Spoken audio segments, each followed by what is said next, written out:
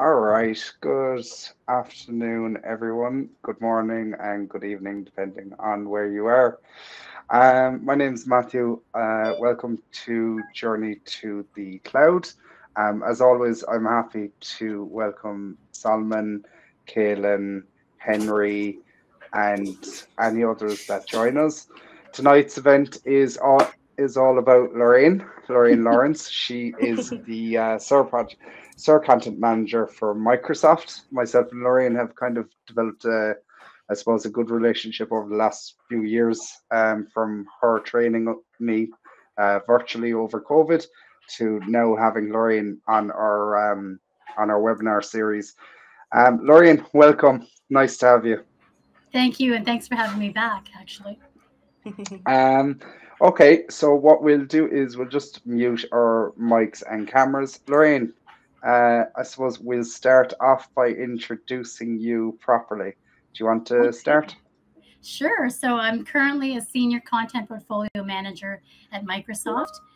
So I handle the highest level engineering training at Microsoft. So we train them in the technologies, new ways of doing certain things, and creating that training for them, so they're able to handle cases when they log in and people call in for technical support. Okay, all right. I suppose so. I had a list of questions that I had been preparing for you. Since I watched the last video for Journey to the Cloud, you really raised some important, I suppose, topics. Some of it I found really interesting. You gave us a bit about your story and where you're from. Toronto, what is it like?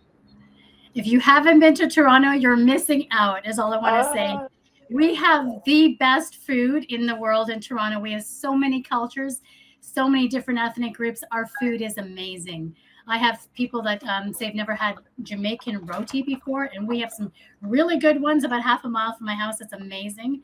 When my kids come from overseas, they always go there because we get some really authentic foods in Canada. Any type of food, you will find it here.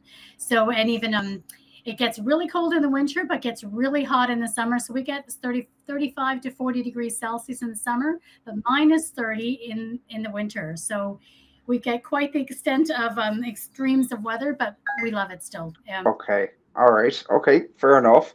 And I suppose one thing you mentioned in the last webinar, you said learning is a journey, not a destination. Is this pretty much, I suppose, your mantra in life or in how you work? And elaborate more on that for us. Yeah, great question. So I think it is a journey because you don't know where you're going to end up. When I started in university, I graduated with a Bachelor of Fine Arts in Advertising and Computer Science. So who knew where that would take me? 99% of my friends went into traditional arts, so they're painters and artists. I took the computer route. I got into advertising after that. So who knows where the path is? That's why it's a journey, because you may be interested in something else and find ways that you can use your skills, your background to learn in that different path. So I started advertising. I went into advertising. I became an art director. From there, I've designed, just changed the way I saw things and changed the way I looked at things, and then got into teaching from there, which is that's not a clear path. So I think there's so many different ways, and even you can transform yourself. Say I hate training from now on. I want to get into something else. I can learn to be something else. There's the technologies everywhere you go. So there's always a way of getting into a new path. You're not set on this one path. Before, I'm going to say traditionally, they used to be, you studied to be a doctor, a lawyer, an engineer, whatever that is, and that was your path for life. Now we have the ability and the power and the technology to do whatever you want. So it is a journey, and you add to that journey, and your background is so unique because you do things that, and no one else would have the same journey as you because you've learned different things, and your strengths make you unique. So that's why I think it's a journey. Okay. So you had mentioned you worked in IKEA. What did you enjoy the most about IKEA, especially considering it's very creative? I suppose their Yeah, so I adverts was have in the always been advertising department. creative. Yeah. I was in the advertising department. So when I worked at Apple and IKEA, they teach you simplicity. So we get inundated by paperwork and diagrams and illustrations and video. IKEA is all about making it simple. It's the UX before it became UX, right? So they made sure everything they did was very simple to manage. People could understand how to order things. The ads were very simple. There wasn't 15 things on the ad and then you had to figure out what they're talking about.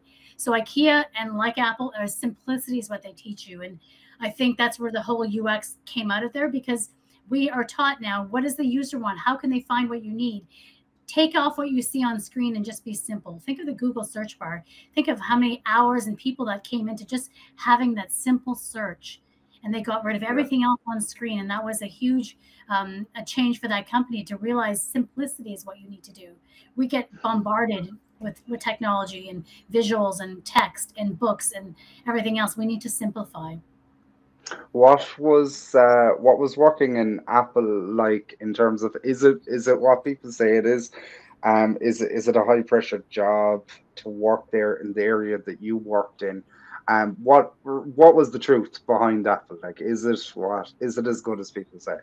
For It anyone is. looking to There's go a and whole, work in there's a Apple? shroud around Apple, secrets, like secret curtains of what happens behind Apple. And it's because they had a secret sauce. They did things before everyone else was doing it. Like, he was going down the right path with the simplicity. Apple did it in technology, so they had to, of course, be better at what they did. They had to know what they're doing.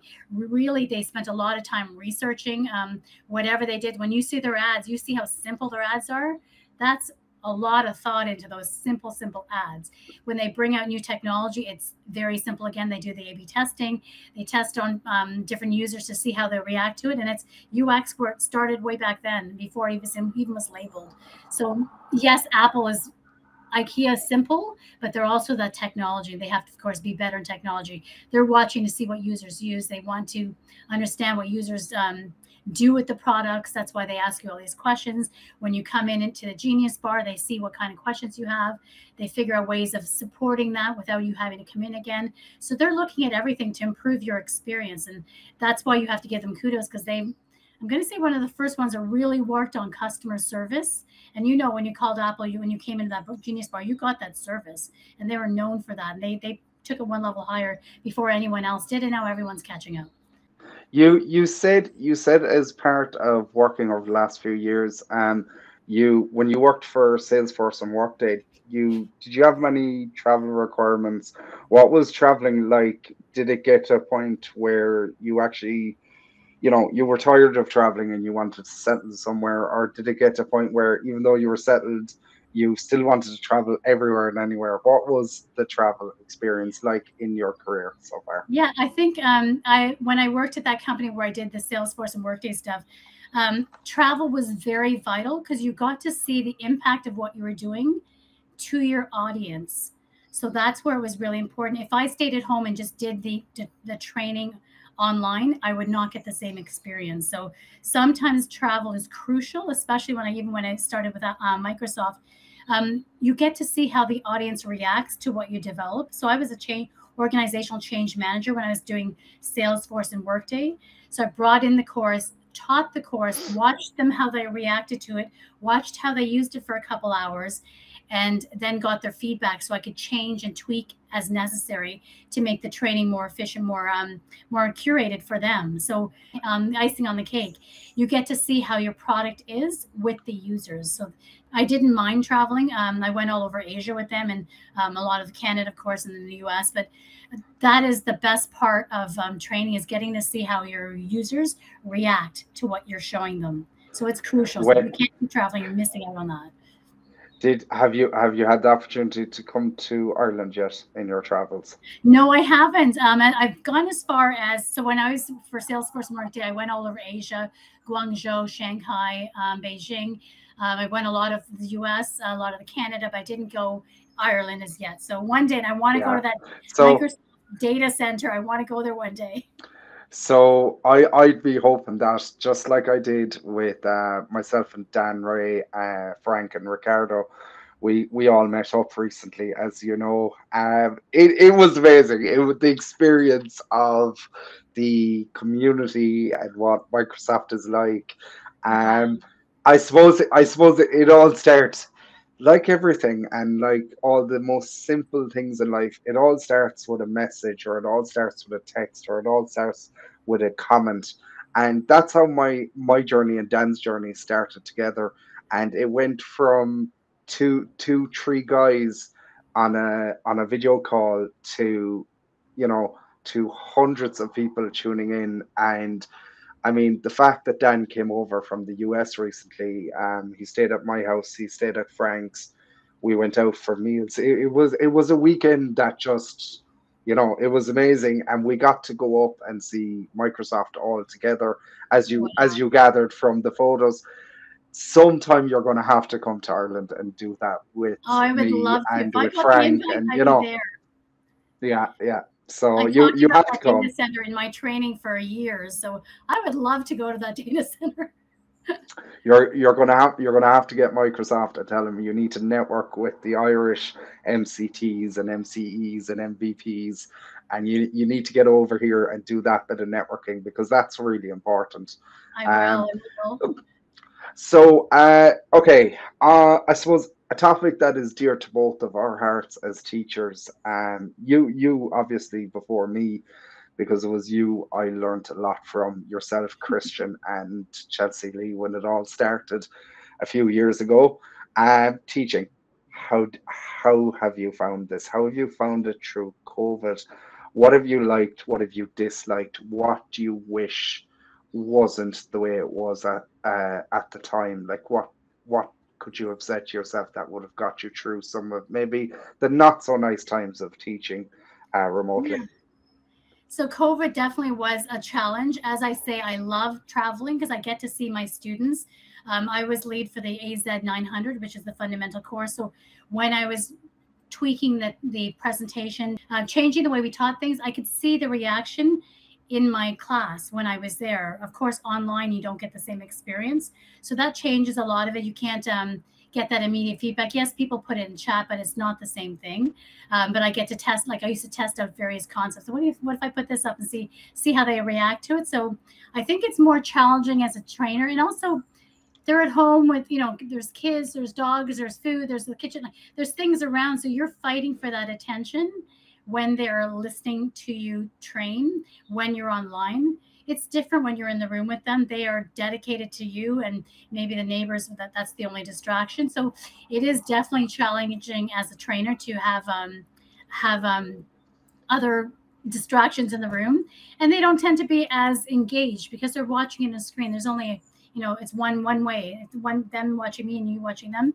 And sometimes they don't have their cameras on, which happens because of bandwidth issues a lot of the time. So you're just seeing their icon or their name, and you have nothing, nothing about the person. You don't know if they're struggling, you don't know if they're paying attention, you don't know any of these questions unless they reach out. So definitely COVID made it challenging. Microsoft stepped up and changed all the technologies when they did online training. We added a few more people in the room so they can help, ask more questions and have questions answered, so the trainer could train without being stopped every few minutes to answer a question. They added labs in again, so they had them interact with labs, and they made them 1 day, 2 day, even now I think that they're doing blended where it's a couple days long. So they're trying to improve that as well. But it's still not the same. Even if I get a choice between taking a class online or going in person, I will go in person because I want to interact. I want to see what others are reacting to. I want to have that time with a trainer if I get that opportunity. So it's a little bit different right now. Absolutely. What you call it? VR. You spoke about it as one of your passions, I suppose, in previous jobs. Is it something you're still as passionate about, even though you're not doing it every day?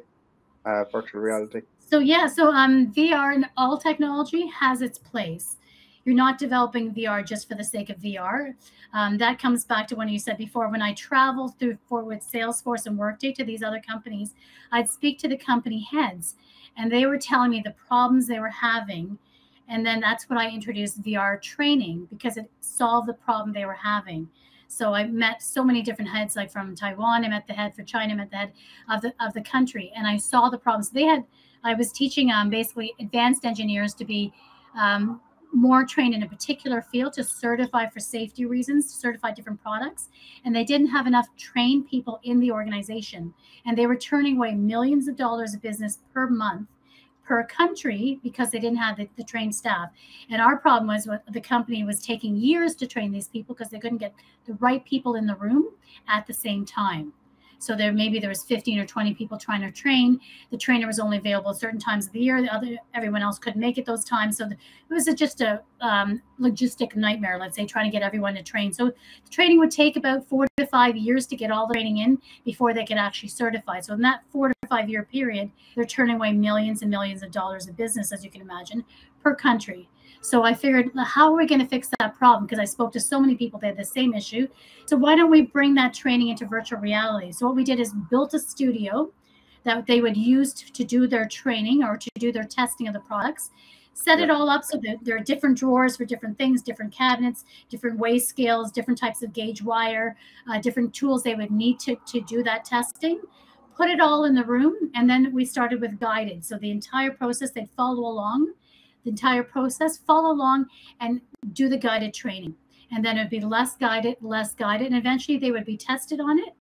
And then we have a trainer can fly in and test him in person. So it took the training from 5 to 6 years down to 6 months to 9 months, depends on how much training they did. Okay. So I suppose an interesting part of our conversation tonight is women in tech is a problem. Yes. We don't have enough of them. There's serious shortages, and it is a serious problem. Women not getting into STEM, not getting into sports, not getting into all these different things. And I suppose what I wanted to highlight this evening was we have a lovely girl named Kaylin, and she is I reached out to her, myself and Dan did. So I wanted to bring Kaylin onto the call too. She's a fan of yours, and I think it's always nice to have a fan on these video calls. And she absolutely, and everybody here on the webinar has come tonight to see you, to talk to you. I want to let Kaylin have her piece, and she has a few questions, and she'll do her best not to shock you with them. All right. Definitely, I will not. Hi, Lorraine. So nice to meet you. You too. Nice to meet you. So I've joined the Microsoft Days, so I'm familiar with your training sessions and everything with AZ900 and SC900 and whatnot, the fundamentals certification courses and stuff. So I am familiar with you, and I just had a few questions, mostly just about your journey through Microsoft, your growth with Microsoft and everything, how you got started. So I guess that's kind of my first question, was just what led you, I know you have a technical training like background also too, so what led you to Microsoft necessarily? Okay, great question. So I told you the path is never straight. So I didn't start in technology, and I was actually on vacation, and Microsoft reached out to me and asked me if I wanted to be a trainer for them. So I didn't apply at all. So it was I was in Portugal. Sure, I'll be back in a couple of weeks if you can wait. And then they scheduled a couple of interviews, and I guess they noticed maybe my style of training was different, or my background and the technology was different, because I wasn't a straight trainer. Some people are just trainers, and not that it's wrong. They're trainers for 20, 30 years. But I've had, I guess, creative experience. I've had the UX experience. I've had technical training in various ways. So I think it forces me to be different, because remember, again, it's not straight. I have so many other backgrounds. I think that comes into play. And I think it has helped in my career, because I've stood out. I'm not just a trainer because I know the technical stuff. I have all these other viewpoints, even the augmented reality training. People don't have that. Bring a lot to the table. I think so. That's what I feel, hopefully. Yeah, definitely. You put a creative twist on it. Like you said, you have that creative, artistic to mix with it. So that's a good blend. I could definitely see why they reached out to you. My next question, I guess that leads into, how is life at Microsoft? How has it been treating you? How has Microsoft impacted your career? Honestly, Microsoft is a dream job, and they are so supportive. I have so many incredible managers that have said, you may have to leave my team to do this, but I will bless you all the way. And I left the fundamentals team, the training team, to get into content development, because I felt I could have a bigger impact there than I was training, because I was doing the AZ900, and I reached the limit of where I could go there. And so I started reaching out, and I met a wonderful manager named Lanny Parachutes.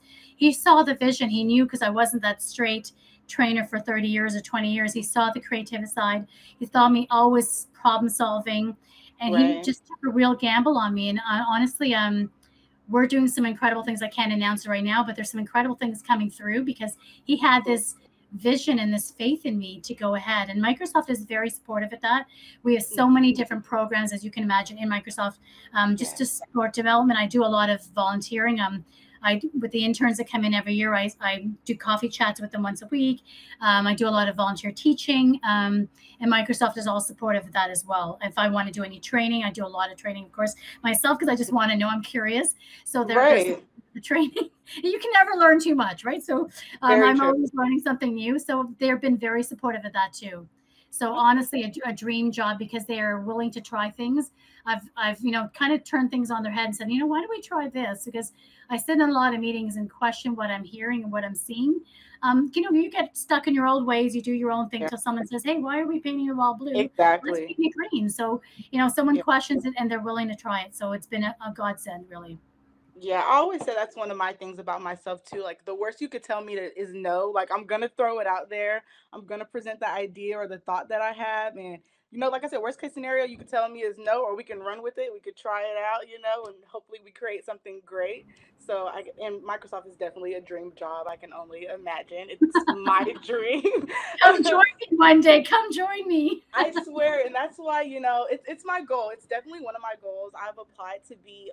They just had a job posting for a trainer, like an entry level Microsoft certified trainer, and I was like, everybody probably applies for Microsoft. I was like, I'm just gonna go ahead and go for it.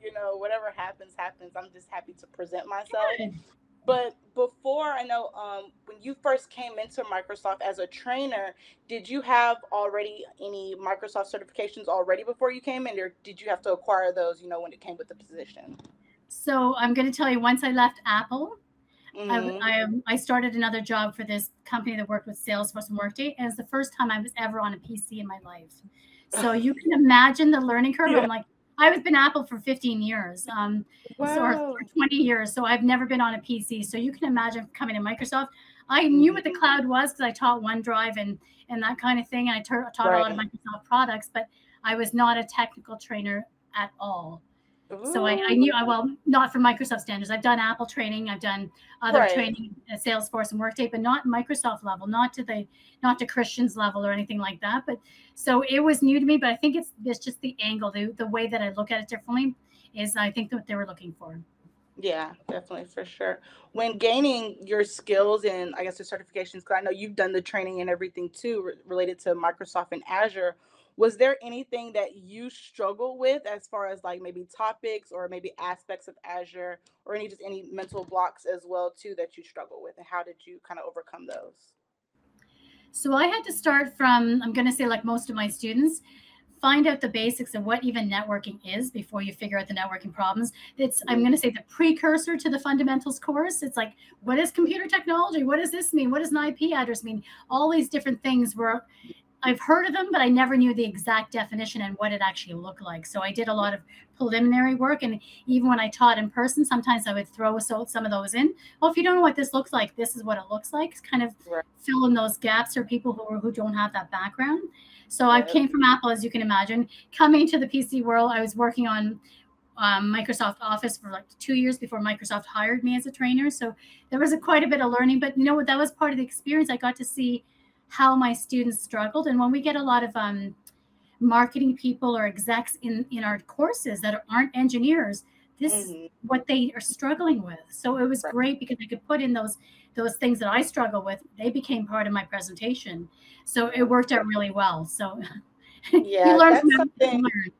Yeah, for sure. Because, like you said, for those that don't necessarily come from, like, a technical background, learning those basic, computing fundamentals, that was an issue for me too when I first started, when I was studying for the AZ900 and some of the, and any of the certifications. Really, I had to really get down a good foundation of everything first, because my degree that I'm pursuing now is a general degree, but I made sure to kind of implement some courses in there to kind of back me up a little bit, some computer science courses, just so I'm familiar with some of those terms and the methods and everything too as well. So you made a very valid point there. I can Yeah, relate to that. it's the precursor to that. So I'm actually trying to develop a book of all the precursor to that because there's so many questions, and I'm a very visual learner. So Yeah, if I same. can't understand that, I'm like, oh, I don't get it. So a lot Yeah. of my courses are, this is what that screen would look like if you happen to open up your Azure subscription. It would look like this. Mm, And I'm like, oh, I get it.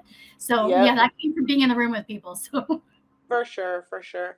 I guess with your current job title now, I know you're very popular on LinkedIn. I see people tagging you and like, oh, I have successfully passed it. Even myself, I tagged you myself like I participated in the Microsoft, virtual training days. Thank you so much. Like, cause it is a big help, especially like, Matthew was saying with COVID and everything going on, how the training has changed. It's more accessible to, outside of, Microsoft and everything, not just for the employees, a single mom at home like me. I'm on maternity leave right now. I'm able to kind of participate in these training sessions, which are vital, and are valuable to me in my career. So what with your job title, the senior content portfolio manager, what else does that kind of entail? I know you do the advanced engineering, but are there any projects or anything personally you're working on that you can kind of share, or professionally too? yeah, so we're always like, training is training. So most of the time it's either a PowerPoint, you watch some video, you do some assessments along the way. So Hmm. sitting in these meetings, hearing about all these things, my brain's going, okay, my creative brain's going, how can we fix this? Because it doesn't seem to be Yeah. working. Even when I sat and taught online, everyone was bored. They're playing, probably doing other things, eating, whatever, when I'm teaching. So I'm like, how do I get their attention? And that's the biggest struggle. That's the $1 million question. If everyone could solve that, we'd all be super rich. But that's what I'm working on now. How do I change the delivery experience to make Your it more fun? engagement. Yeah. Yeah. So in a couple Complete. months, I can show you what I'm working on. I'm working on a project right now that's kind of under covers, but it will change the way content's delivered. Lorraine, any just while we're coming close to the end of Kaylin's part, um, any advice for women in general, just women in tech, any advice in terms of like not being afraid to get involved in it, in reaching out online, all that kind of stuff in helping other women, get started. Is there any advice you could give to Kaylin that she could, I suppose, implement in her For sure. college course, Yeah. or her, could she become a Microsoft student ambassador or something like that? Would That's any of There what is that I'm a help? lot hoping of things. for. There's a Yeah. lot of, honestly, there's so many programs out there, and because there's a lot of programs out there. Honestly, Yeah. I volunteered a lot. I used to like work at Ladies Learning Code as a volunteer just to see how kids react to certain things. That's where I learned Scratch, all these different things.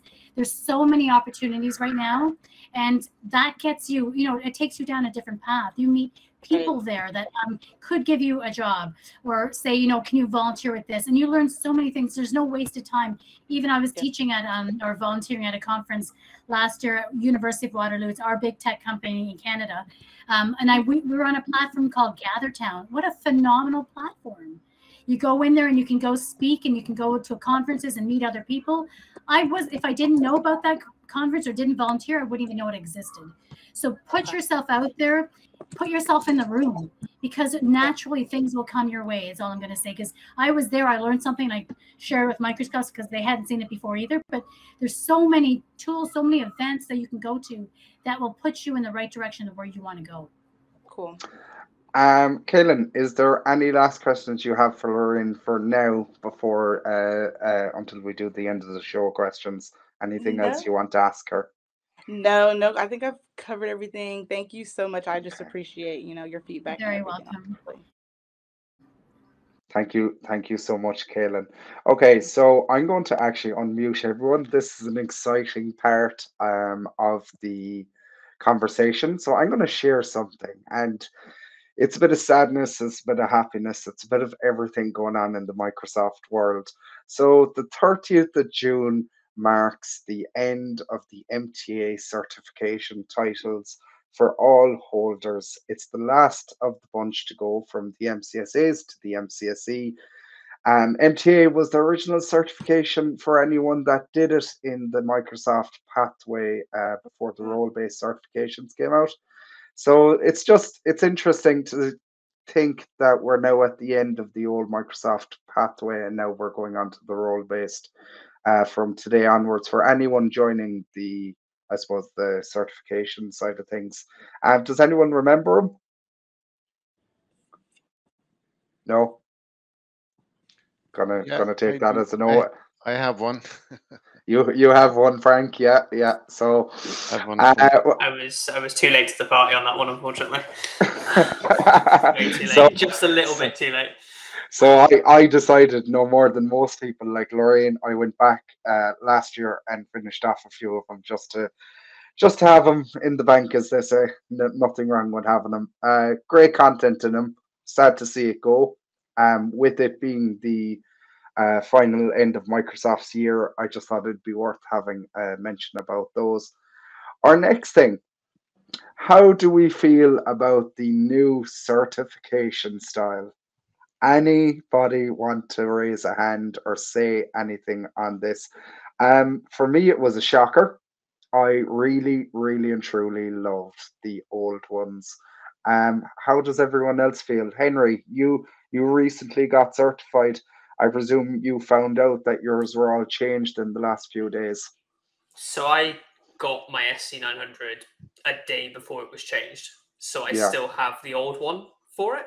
I'll keep the old one as kind of like a Yeah. memento almost. But if I'm being honest, I don't like them. In all fairness, it's a nice change. I never had all the old ones, so I don't know what the old ones are like. This is like what the standard will probably be for the next 5 Yeah. years anyway. So I- I might as well get used to what they look like because I'm probably gonna have a lot of them kicking away. I think you're right on that, Henry. I was the same. Kaylin, how do you? I know you only just did one. Your fundamentals. How do you Yes, feel I about take my seeing the SC change? 900. I take my SC 900 in like 30 minutes, actually. So Brilliant, amazing, amazing. yes, so How I'm did you excited. how did you feel about the change in from the, like, I mean, you, everybody on here would have been issued a cert recently before this just went live and everybody's profile was changed. How do you feel? Does it look better? Does it look any worse? Do you think it's something that'll grow on you? Because I mean, it's So not the worst. So no, it's definitely not the worst. I will say I've seen kind of the old ones too, even though I don't possess one or anything like that. But I kind of like the change. I think change is kind of good. It has a little bit of simplicity kind of style to it, nothing too kind of Yeah. crazy. But I think it's something that'll grow And kind of more on me too and as well. and and I have a more pressing question because I'm going to put hers truly on the spotlight for a minute. Lorraine, question for you. Had Yeah. you any input on the new certification styles? You can tell No, us now, they're live. I have no input on this one at all. This is another team that handles it. I had a new Okay. suit that I just brought out, which we're working on the badge, but yeah, I had no input on this. It's And like having how? a certificate on your wall. It's a little different. Yeah. Maybe they wanted to try something new. Maybe more people wanted that. I know that was a huge request. They wanted a certificate that they could print. So maybe that's why they're getting that. Okay. And how do you feel about it? Do you actually like it, Lorraine? Or, like, I mean, for someone like me, I print all my certs. It reminds me of a milestone, an achievement, a bit of knowledge I've acquired. How did you feel about it? Like, I mean, you had the old style certs no more than myself, Frank, Yeah, I do like Henry, the old you know. style, but when you're old style, did you get a cert like this as well? Like it was a picture like this? No, I had, so the old style was it was the blue on the top and bottom. Oh yes, yeah, That's, yeah. So that was the old style one, and then it had the badge to the right. right. I presume everyone on here got that at some point before they Yeah. all changed over. I Yeah. know when I get my people that are requesting, their certificate or looking for it, they want something that's easy to print and looks, I'm going to say like this. That's why it went this way. There's Hmm. thousands of people that request this. Mm. Yeah, so I would imagine. Look, I'd imagine they threw it around Microsoft and said, "Hey guys, out of so many thousand people, what do people feel about the new one versus the old one?" honestly speaking, after about an hour, I had gotten used to it myself. I did think it was a shock when I logged in to see suddenly all my certification had changed. Every Changed. single one of them had been updated, and only for I had a copy of my old certs. It didn't bother me then because I had a copy. But for Yeah. all those who may not have had a copy of their old certs when they changed over, in saying that, Microsoft did give everybody very good warning that things were changing in June, and they are changing, and they're changing for the better, from what I can see. I do think the new dashboards are way better. They're easier to use, and things seem to run smoother with them. So yeah, kudos to Microsoft, and obviously welcome aboard the new certification. Um, Okay, I brought this up and I had to bring it up. Yeah. I thought it was a nice thing to bring up. So, never in my life have I seen 115,000 impressions made on a community, and that just speaks volumes to the what you call it. That just speaks volumes to the amount of people that I suppose I kind of work with on a daily basis, and we had 115,000 impressions made on this small post of 4 badges. Lorraine, are Microsoft ever coming back with these, or was it just for Ignite? Do you think they'll start doing them again? When did you get this? A long time ago at Ignite or recently? So it was back in 2019. I actually did not get it originally. It was a friend of mine that got them, and I Oh, posted recently about them. And I remember speaking with Diego Costa, and he said, "Oh yeah, we used to be handing these out in Ignite in 2019, and people posting pictures of their lanyards with all the yeah. badges." Do you think it's a nice little keepsake Microsoft should bring back to those who have certified, especially for someone who is certified in the Azure Solutions Architect Expert exam? It's a nice little badge, and you'd wear it proudly to say, I have done, that work. I've got to that point, and I'm really proud of it. Why is this something Microsoft don't have anymore? Like they've gotten rid of the PDF or the printout certs. I understand that, we're trying to save paper and stuff, but this is something that, Mhm. when you reach a milestone, you could get one of these, and they're very inexpensive, and it kind of gives you a sense of achievement. Lorraine, what do you think? I do love it. I don't know if they're bringing it back, but I can see logistic wise, if you're taking online training, say there's 40 people in the class and all around the world, that could take a while to get it to you. And I'm going to say probably quite expensive to ship it to certain countries. I know when I get packages from Europe, they're like $50, $60 for just the one thing. But yeah, it's nice to have those things. It makes you feel like you've accomplished something, which you have. But it's nice to have. Even would you have a badge instead? Would you prefer a badge, not a pin, or would you prefer pin? I think it'd be a fair point to maybe only give pins for the expert level, even someone Yeah. who reaches, like a pin is something you should always earn, no more than when I became RIT Tech certified with the BCS in the UK, I got an RIT Tech pin that I Nice. wear on my suit, and you'll often see me with it. I'm in photos. It's on my left side under my work jacket, the crest and logo and stuff. But I wear it with pride, and I think the badges slash pins is something Microsoft could bring back. Just even if it was just for people who reach expert level. Yes, I know it sounds unfair to not give it to everyone else, but the dedication involved in the likes of someone like myself Yeah. and Frank and Salman, us people that have reached that level, it's something to celebrate, and I think Microsoft would be well in bringing it back. That's just my personal opinion. I totally understand. And you know what? I'm glad you brought that up. I'm not going to say I will have any influence, but I will speak to, because I know we are looking at for some ways to reward or give that pride of accomplishment. And that's what that is. It's a pride of accomplishment. So yeah, I will take that back because I didn't even know those existed, honestly. I've never seen them before. They're super Yeah. cool. Yeah, they are, and I know there's plenty of people online that took a bit of fun out of it and had a laugh. And in all seriousness, for the people that are certified to expert status, doesn't mean that they're experts. It just means we've reached a certain level in Mhm. Microsoft's journey, and from there you really gain more industry experience with that learning, and that's what learning is.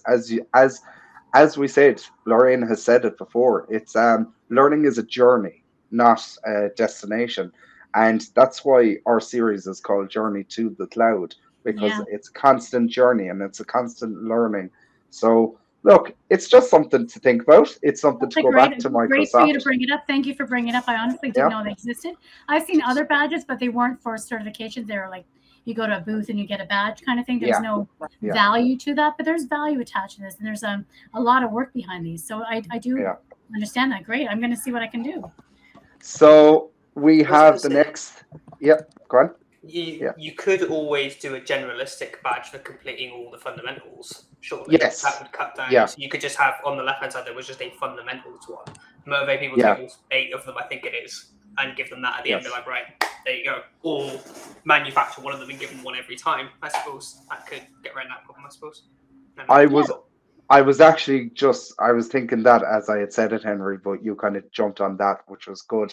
Even if you just got one badge, Lorraine, for fundamentals, associate, and expert, that would be a very cheap way of doing it. But recognizing someone that has reached the, especially in fundamentals, you've done your fundamentals, you've got that in the bag.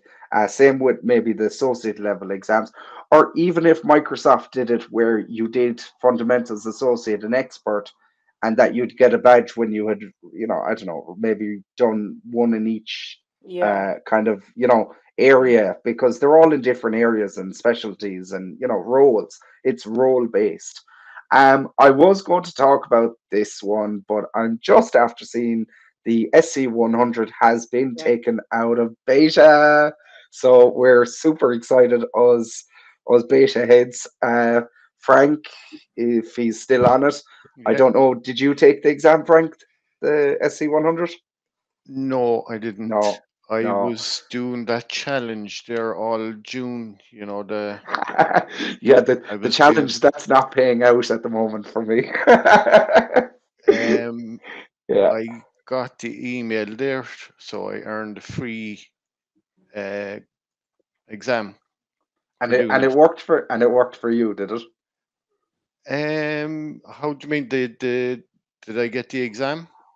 You were able to redeem it without any issues, yeah. No, I was just going to ask you that. I was going round Yeah, and I going I round in look. circles. We'll take that one off the air, Frank, because I'm having that issue as well.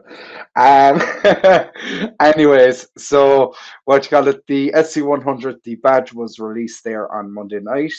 It is the cybersecurity architect expert. It's Lorraine. It's about time Microsoft brought it out. We've been crying for it, I think, at this stage as cybersecurity people, something to finally show that we are Microsoft certified in cybersecurity. Yeah. How do you feel about it? Did you see it? Did you kind of follow the story on it? I haven't been following, but I know it's been long overdue. They've been talking about this for a couple of years, so I'm glad it's out now. A much needed field to get Yeah. certified in. Yeah, absolutely.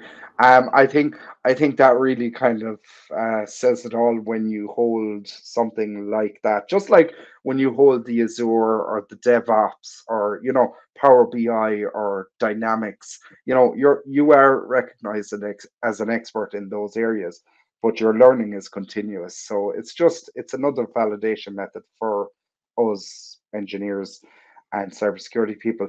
Now, I have a very exciting one. It's never talked about publicly. I don't know why.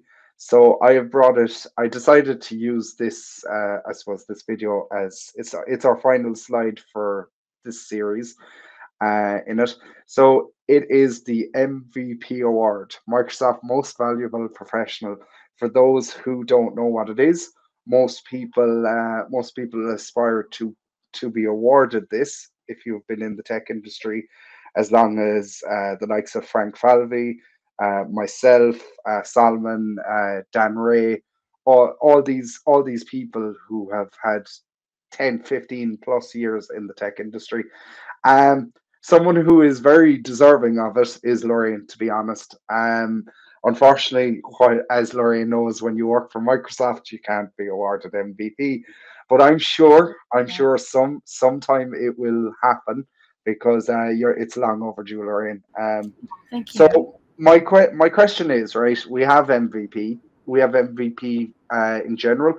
We have it for the Windows Insider program, and we have MCT, MCE, all those with Microsoft. When is Microsoft going to? Do you think when are they going to realize that while MVP is something everyone should aspire to, there's also a way to recognize, as you just said, people who, whether they work for Microsoft or not, they should be recognized for their efforts in the tech sector. So, like with my website, I set up the most valuable contributors, and obviously Lorraine is on that as a listed person. So when are they going to realize that you don't have to be an MVP, you can be a contributor, you can, once you do something to help others. Will that ever come out, do you think? Honestly, I have no insight into any of that. Yes, for me, it's nice to have, but I would do it anyway. So it's I know. I don't need that, but I do it for my own benefit. So yeah, I have no contribution on that side. Sorry. I think to be fair, Lorraine, your contribution is it always goes above and beyond. Your training sessions over the last 3 years surely are Microsoft see there's the value in them have been unlimited. I mean, you've reached the entire world with training. You've touched on the likes of Henry, Frank, Salman, me, Kaylin, Dan Ray, everybody, all the people, not just on our group, but the people who are far and wide, US, UK, Canada, Australia, how that must be some achievement. Do you ever think you take it for granted a bit?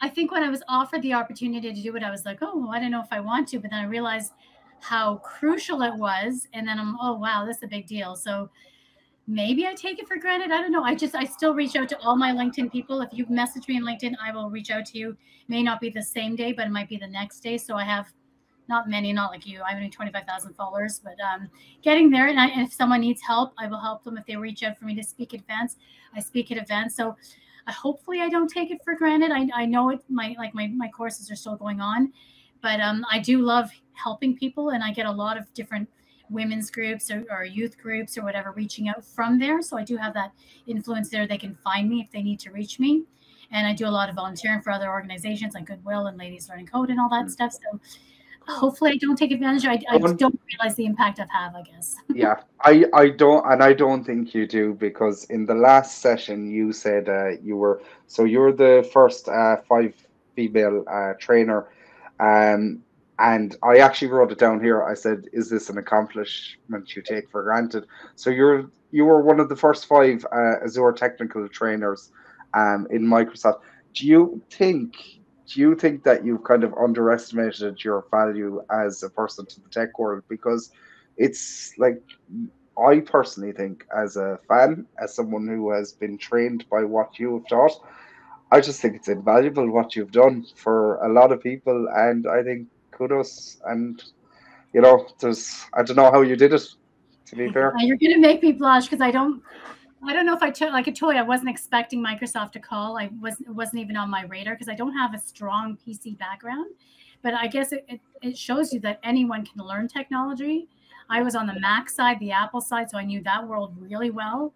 Didn't know the PC world, but I took, I guess, fresh eyes, and that changed the way some of the courses were, changed the way the labs were developed. And I think they realized the value of not just having someone who's been a trainer for 25 years in Microsoft. So there's a different point. I still honestly pinch myself a lot of the time. Like, I can't believe I am where I am. And every day, honestly, I love working. I would do it honestly for free, because I just enjoy the challenge. When someone tells me it cannot be done, I will do it even more. When people say this technology won't work, or we can't reach the audience, or they're bored, we can't do this, I said there's got to be another way, because you guys are in technology, seeing things around you, you realize what you can do and what you can't do because you know it's available. When I worked at the previous company and they said we couldn't train these people, augmented reality wouldn't work, I said I've seen it work. Let's just pull it in. So, a lot of naysayers will say no, it can't be done. You just know, you were exposed to technology. Use everything you know from all the different backgrounds you have and make it happen. So I use I use my augmented reality, my backgrounds, and various things to make that happen. And you guys can do the same. To me, you always seemed like the person, Lorraine, from what I've read and what I've seen in the videos and what I've trained by over the last few years. You've always seemed like nothing was ever a problem. Nothing was ever difficult in terms of you would try something 100 times and you'd keep going until it worked. And you get that from your videos. You're a high achiever, and I think that's something everybody should, I suppose, strive to be. And there's nothing wrong with being it, and nobody should ever give you, I suppose, I know tech is something in schools and stuff, kids worry about, being seen as the, I suppose, the geek or the computer nerd or something. Being nerdy is cool. It's cool. It's cool. Whether you're a guy, whether you're a boy or a girl, it's cool. I think tech is something that everybody should be getting into at a young age. You've told us about your before your diverse audiences, and I suppose do you believe the ability to be able to access free fundamental training in Microsoft products is important from a young age? Do you think it's something Microsoft should continue to do over the next 10 years to, I suppose, break the I suppose the what's it? I suppose the barriers in tech, keep that fundamentals going. And obviously you did it for a few years, so you did it for many years. So is that something you're passionate about, that you would, as a person that's interested, not just for Microsoft, you'd be like, yeah, come on guys, we need to keep this going? 100%. 100%. Microsoft is trying to take technology to everyone. Technology for all is their motto. They are taking it into schools, universities, grade schools. They are taking it everywhere where someone will take them. So if you say you need help or you need to train this group, they will come and help you. Our courses are free. If you go to Microsoft Learn too, there's so many free courses there. You don't need to pay any money. And it's you spending your time. Maybe do 1 hour less of something and just spend an hour on the computer and learn something. And there's surveys about how much these certifications are worth. So if you're stuck in technology and you're stuck and don't know what to do, start watching the videos, start being curious, and you can get out of it. Honestly, you can. And it's not a whole bunch of just, filling words.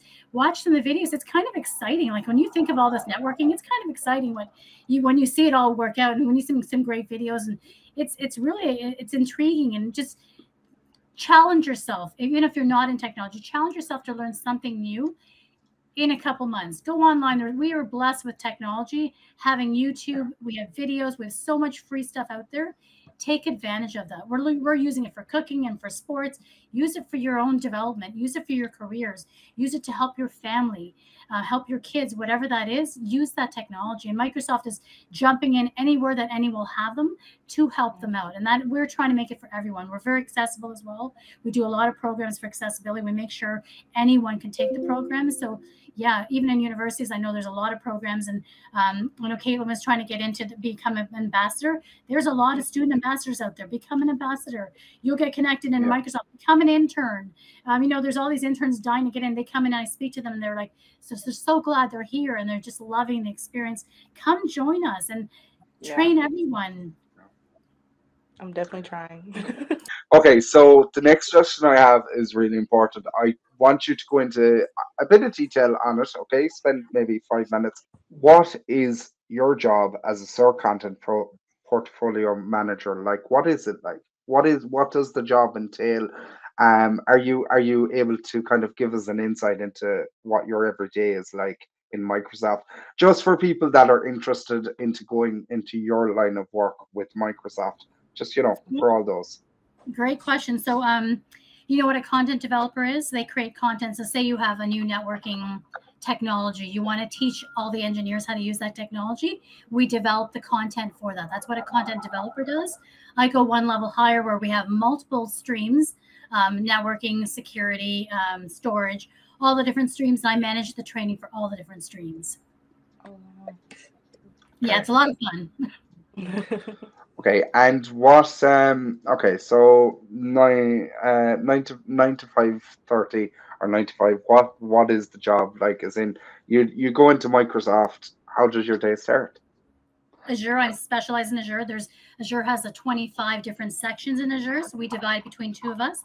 I meet all of my different pods once a week, and they tell us what upcoming training is coming out, if any technology is getting old, if anything needs to be replaced, if there's a show coming up or any events they're working towards. So we meet every week, and they determine what needs to come out in the next couple months, and we look at breaking down that path and figuring out when we need to get things ready and what that looks like.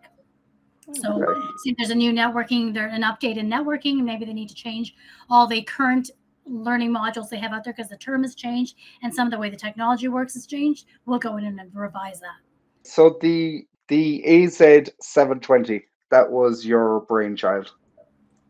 You're proud of her, and she has served you well. What was it like to create it? First of all my friends as trainers, that was if you got invited to attend a blueprinting survey, let's say for an exam, that was like the best thing you can do as a trainer. So I get to run the entire certification. So there's two different teams when they make these exams. One writes the exam, one writes the learning, and they don't know what each other is doing. I'm the only one that sees both teams. So we interview people in the field and say, okay, if you wanted to be a specialist in this, what do you need to know? And they just outline every single skill they need to know. And then we break it down further. And so what would that look like? And we'd spend hours and weeks figuring out what that particular skill set looks like in the field. So we know what the field would do. And then we say, okay, this is the blueprinting survey. This is what the job or the position would look like. And we give it to both teams and we tell them to create content and we'll take a look at the content.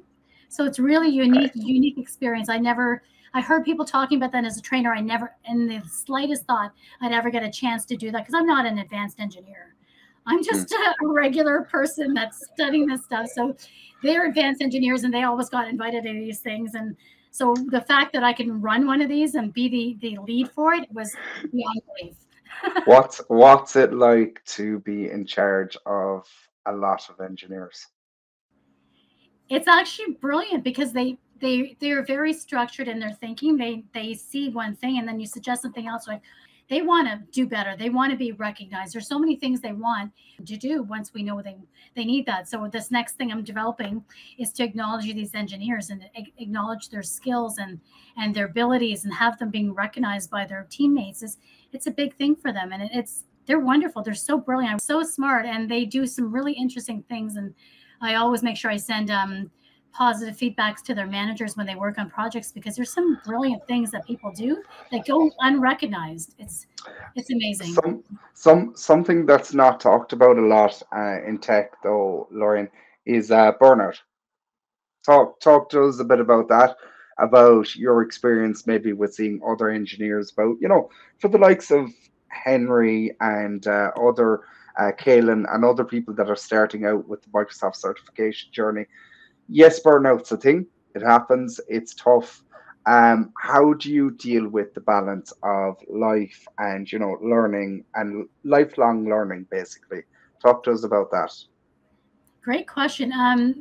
Personally, I don't have the engineer burnout because I'm not an engineer, but I think if you have still that curiosity and you still want to achieve something different outside of what you do as your 9 to 5, I think you're less likely to have the burnout because there's a curiosity, there's a drive in you that you're pushing yourself.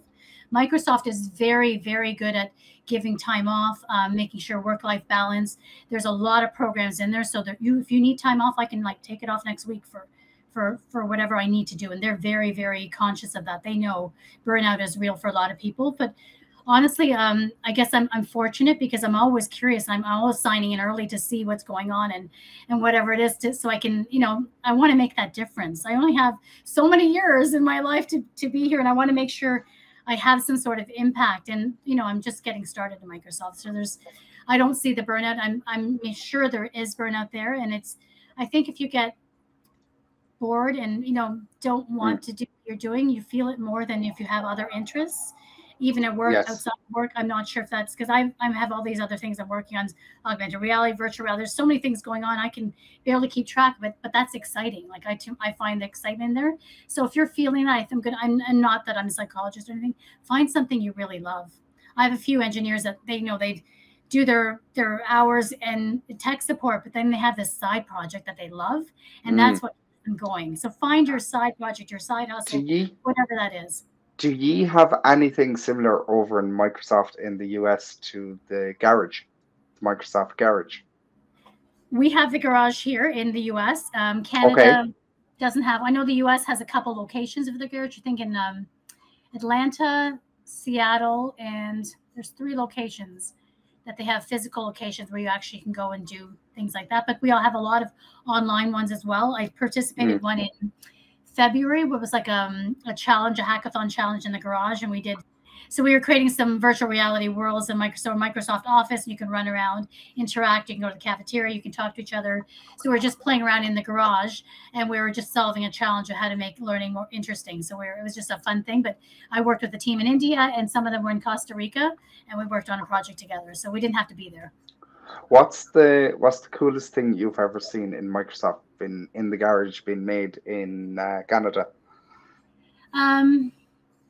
They're doing a lot of with the 3D printing things. There's some interesting things they're doing there.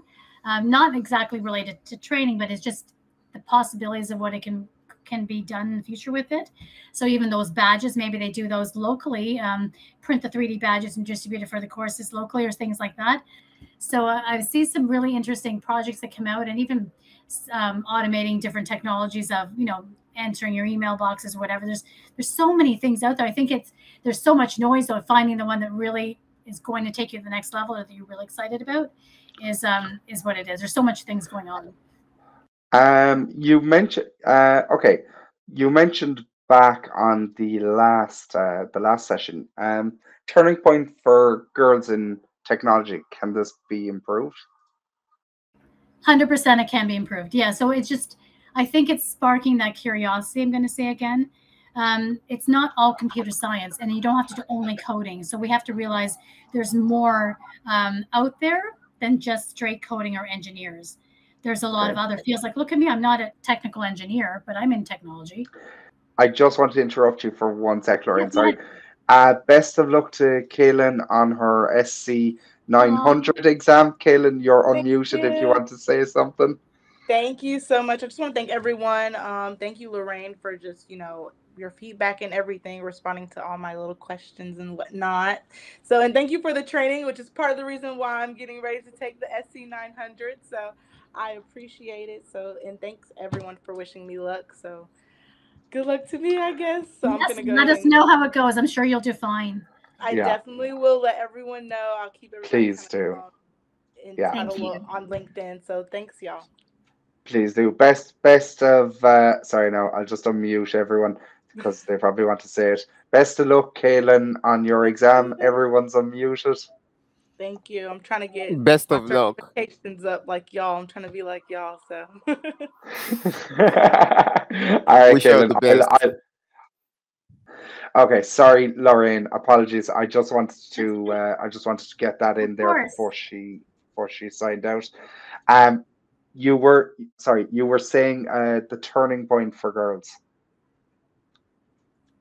Yeah, I think we have to realize you don't have to be an engineer to be in technology. There's so many different fields. Even before, there's doctors, lawyers, this, that, whatever. Now there's so many other fields. Don't be scared. Like, try something. And if you're not a coder, maybe there's something similar or something else you can do that's in technology. You said back on the last video, one thing you mentioned was push a little harder. Do you feel this is something you have to do much in the tech sector, especially as a woman? Because that did come up in our last webinar. Do you think?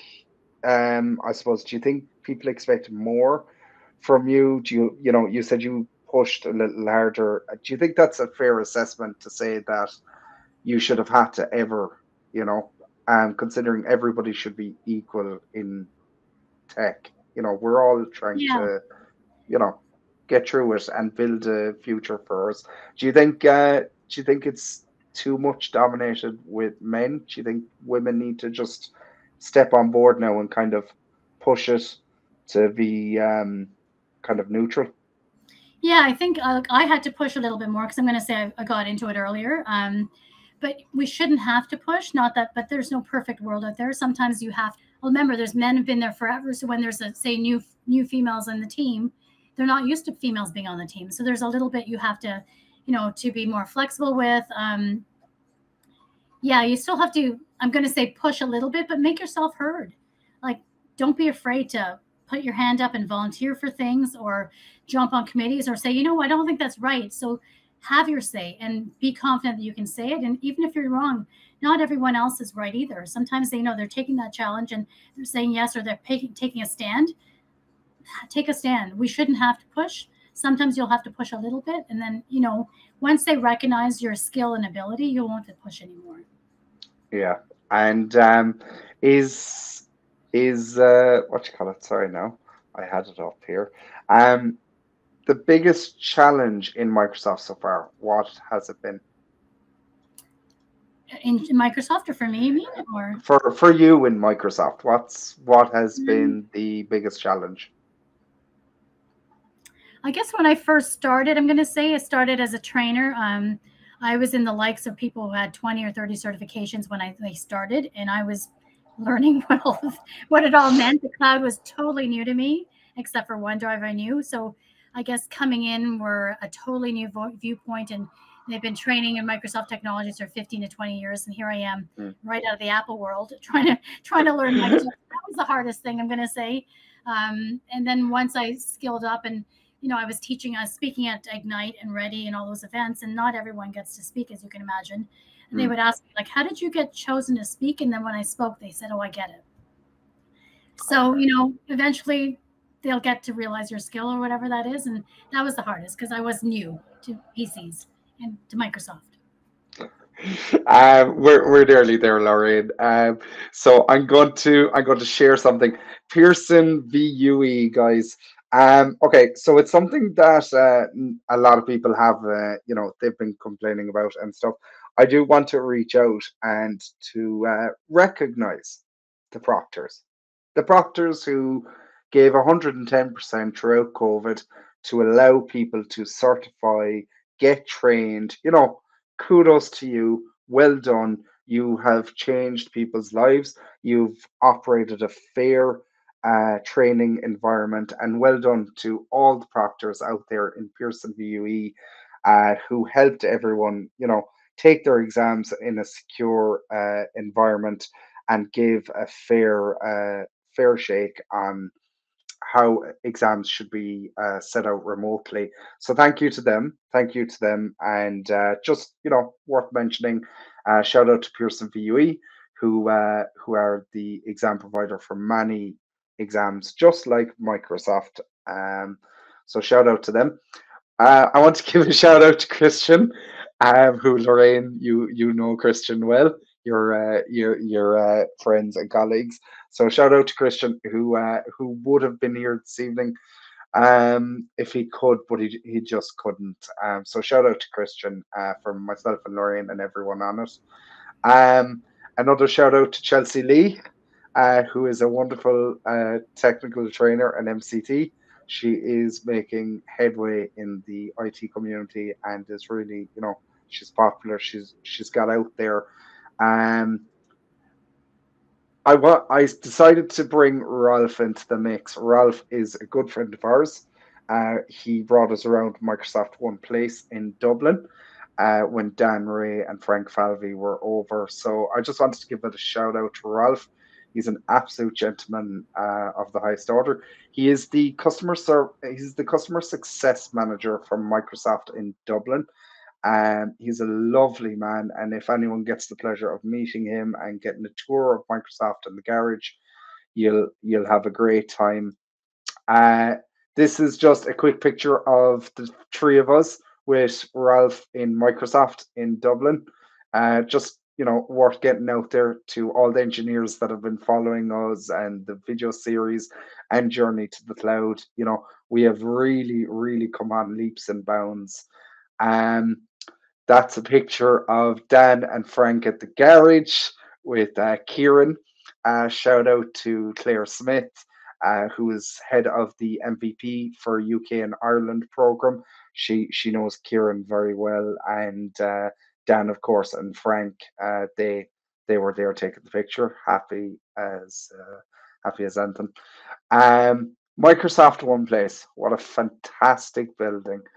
A dream, a vision, something to work towards for many of us, I'm sure. So it's just nice to put it in there as part of the slide deck. And of course, we have the beautiful Lorraine Lawrence, who has joined us tonight. This is her LinkedIn page, and I said I would share that out. You're grand. So as I said, we have the lovely Lorraine Lawrence there as our content portfolio manager. It must be weird seeing yourself up on the screen, but sure, look, It's exciting. you, It's exciting. I wouldn't have thought I'd you, been there 5 years ago. you'll get used to it. You're a star at this stage in the Aw. Microsoft community. So look, that Lawrence slide is our last slide on that deck. Lorraine, I'm just going to sorry now. I'm just going to change this up. I only have a few more, one or two small questions. We have nearly reached the end of it. Sure. Something that got me in Journey to the Cloud 6.0 was when you said we need to encourage everyone. You missed people. Do you think COVID brought people together in a way no other crisis has? And it's something that, in all seriousness, I think we need to kind of, I suppose, on this webinar in particular, I had to ask the question because everybody got so passionate about it. COVID changed the world. Did it change it for the better, do you think? I think it did. I think we took advantage of each other and we didn't realize the importance of family, friends, interaction with people. When we were taken away from everything and everyone we knew, we missed them. We missed each other. We missed hanging out with each other. We missed seeing people. Seeing videos of New York and it being deserted was hurtful because if you know New York, it's full of life, full of excitement. I think we realized that we really need each other in this world. And COVID, when everyone was locked away in their own worlds, we weren't the best people. We were much better when we're social. So I think it made us stand back and think, what is our life value if we're all on our own and we're not meeting friends and we're not interacting, we're not having that social bonding, that physical, hugging and touching and doing things with them. I think it really made us realize that, we need each other out there and we have to stand and defend each other and support each other. I know my neighbors, we'd have porch parties and we just hang on our porches and sit and talk to each other because we miss talking to people. That's not the same online. I don't know what it is. It's just, I think we really need to step back and think what the last 2 years was to a lot of us. Terrible things have happened. People were more abusive. There was, they had problems with mental stress, anxiety, because they weren't around people like we're used to. So that's what I want to say. I think we need to go hug our neighbors and, appreciate, the interactions we have. Thank the people that make food when you go buy the food and, thank them for being there because we need each other in this world. And I don't think there's enough people supporting everyone. I would absolutely second that. I suppose for me, COVID was it was a tough time, like a lot of people. I think what kept me going the most was actually Microsoft.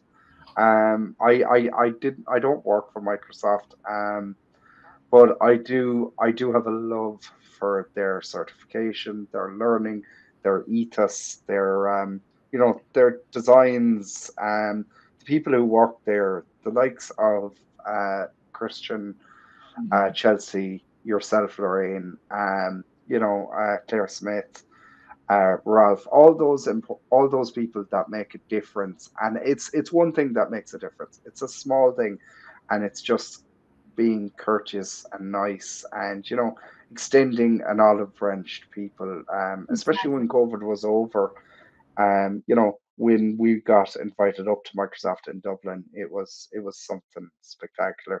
And I had been in Microsoft before, but Ralph took the time out of his day to give us, a private tour, and it was amazing. And it's those things people remember, and it's the likes of you coming on tonight's event is what people remember. I'll remember it, and just remember, you make a difference in people's lives. Don't think you don't, and don't think you ever don't matter, because I think people don't say it enough. So honestly, Lorraine, you're a lady. You're just something else. Your learning was Sweet. amazing over COVID, and thank you. I learned a lot from it. I'm sure Henry and Solomon and Frank and Joseph and all the rest have learned a lot from your training online. So just thank you. Um, Absolutely. Henry, Solomon, have you any last questions for Lorraine before we let her go? We're nearing the end of our session. I think you've done the job of asking any questions I had with you. Okay. So Okay. I think I shall abstain on that one. I don't have anything else to ask. Okay. All right. Okay. That's fair enough. Lorraine, is there anything else you want to say? Is there I have two anything things you'd I like want to to? say, actually. What you were saying there's a Maya Angelou quote. It's people don't care what you do, it's how you make them feel. So remember, when we interact with people, it doesn't matter, you bought something from them. It's if you thank them, if you gave them a hug, if you appreciated something, people remember how you make them feel. So remember that. And I found a quote. You're allowed both to be a masterpiece and a work in progress. So think of that when you're doing your training, when you're improving yourself. You're a masterpiece, but you're also improving for future. Absolutely, Lorraine. What I'm going to do is I'm going to let the two guys go. All right, and you and I will just spend the last 2 minutes discussing one more thing. Guys, thank you so much, Henry and Solomon, for joining us. I'm going to let you go, okay? Yeah, thank you No so problem much at for your all. time. No problem. Yeah, Cheers. Cheers. Thank you so bye. much. Thanks, guys. Okay, so it's just yourself and myself, Lorraine. So honestly, thank you so much for joining me tonight. As always, having someone from Microsoft makes a difference to our videos and our sessions. I'd like to think that I'd like to think that we'll get you back again further down the line. For Down the sure. line. I know you must be excited to go on holidays and stuff now that you're at the year end. Yes, Um, your end was today. yeah, yeah. Today was the end for a lot of things. The MCT, the end of the old certification, the start of all the betas coming out of beta period. Yes. The day you decided to come on a one-on-one with me for longer than you imagined. And It was wonderful. look, always nice to have you. Keep in touch on LinkedIn, Lorraine. Microsoft holds, a special place in our hearts. Anyways, all the people that are part of Journey to the Cloud. So thank you, honestly, thank you, and keep doing what you're doing. You Thank you. are amazing, honestly. You're too kind, and I do enjoy it anytime. You want me back, I'll come back and speak or whatever. But yeah, reach out if anyone wants to reach out on LinkedIn. Matthew's got an amazing site as well, and you've got so much going on. So I'm learning from you as well. But yeah, go and improve yourself, learn, intrigue yourself so you're excited. That's what I have to say. Any last comments for people that are getting through their learning and we're coming into the summer? Would you advise them maybe take it handier, enjoy the nice weather, get out a bit, still do your study, but do it in moderation or anything. Yeah, we've come off of COVID where we haven't seen everyone, so enjoy the company of others for a while. Fill your hearts, fill your souls. so you can go back and study and be better at what you are, because we've missed all that. Microsoft Canada had a huge lockdown. We were almost 2 years of no interaction with almost anyone. A lot of things were locked down. Restaurants were locked down for 1.5 years. Our borders were closed for almost 2 years with the US. So we've had a really strong lockdown here. So go out and enjoy, get out of the house, go do things, meet people, interact, fill your soul, and then you can come back and be stronger at what you do. Absolutely. And it has never been said better. Thanks a million for joining us tonight, Lorraine. I'm going to see us out with the credits. Have a good evening and we'll chat again. All right. Thank you. Too. Thank you. Bye.